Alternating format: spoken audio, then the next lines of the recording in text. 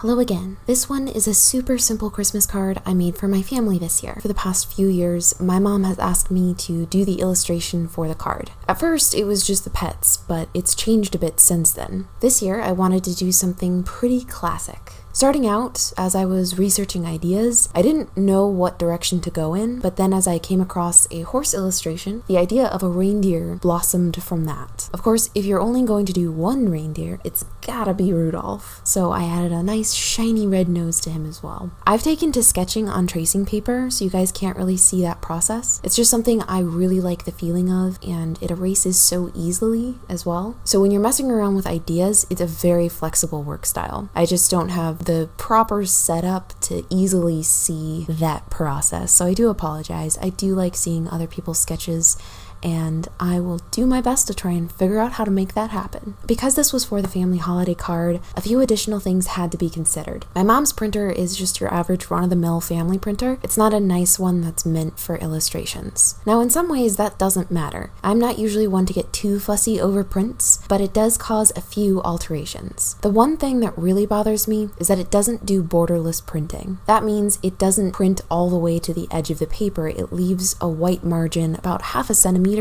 all the way around. When you do illustrations that go all the way to the edge of the canvas, they don't look as nice on that kind of a print. So I try to keep the edges intentionally white. That way, the border that the printer leaves just fades right in. You don't even notice it. One of the easiest ways to do that is to have this central composition that I've used before, with the central circle anchoring the main element and a few accents across the rest of the page. This is really commonly seen for spot illustrations, those little illustrations you see within books that only cover about a quarter of the page. To me, this seems less impactful because of that.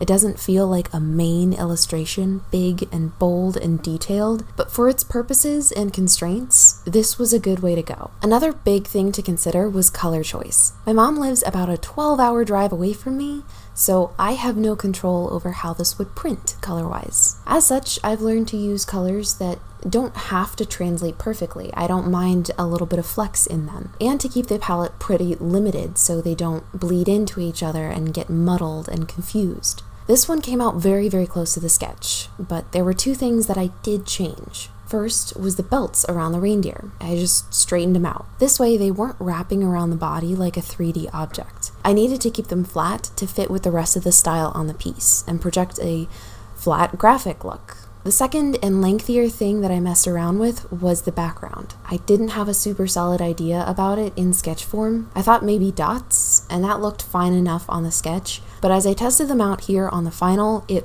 wasn't what I wanted. I then thought maybe that central circle could have some lace around it, like snowflake edges. That may have worked if I wasn't using Rudolph to break the border of the circle, but it just became too busy with his antlers and legs and everything hanging out. Then I finally settled on adding stars, but even that took a bit of fussing about to get them just right. The last big constraint was my own schedule. I've been very busy at work and trying to do my own side projects here and there, and all that leaves very little time for anything else. But this was something I really wanted to do. I think it's a nice tradition making the family card every year, so I set myself a few hours to do it. I also wanted to really make it worth my while and set aside a little time to make a video with it. So here we are. For recording, you may notice that my setup is a little bit different. That's partly due to the fact that my old software stopped working for some reason, and no matter what I do, I can't get it to work again. So I was playing around with new software, and I realized you can window record just the navigator window in your Photoshop file. If you've never worked or recorded in Photoshop, I'll explain. In Photoshop, artists tend to zoom in and out a lot because it makes it easier, especially for detail work. You can also rotate the canvas for more difficult to reach angles. There's a panel you can open in Photoshop called the navigator window. It's your map while you're working, and it always shows the big, complete picture and a rectangle outline of where you are, what your screen is showing. Mine is white in this recording, so it's less obnoxious, but to my knowledge, you can't turn it off. I used to record the entire screen as I was working, and I would make Photoshop go full screen so you couldn't see my taskbar or anything. But now I just set the recording software to record only the navigator window. So even if I minimize things, move them around, do whatever I need to do, the recording stays steady and stays on that artwork, and it's much easier for me. Let me know what you guys think of that. Last but not least, I want to end by thanking all of you for watching. I know I don't upload a lot, but I do get emails about new subscribers all the time, and it just makes me so happy to know that the stuff that I am putting out is being enjoyed. So thank you so much.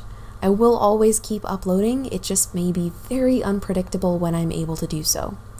As such, if you've found this and you want to see more, make sure you do hit that subscribe button so you can know when I upload the next one. That's about it for today. If you have any questions, leave it in the comments below. I do see them and I do try to answer questions when you ask. Until next time, I hope you have a very lovely day.